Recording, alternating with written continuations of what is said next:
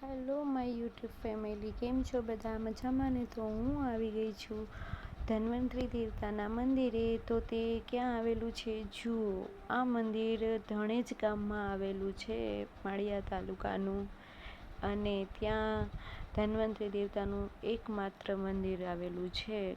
આખા ઓલ ગુજરાતમાં ક્યાંય નથી, અહીંયા જ આ મંદિર જોવા મળે છે.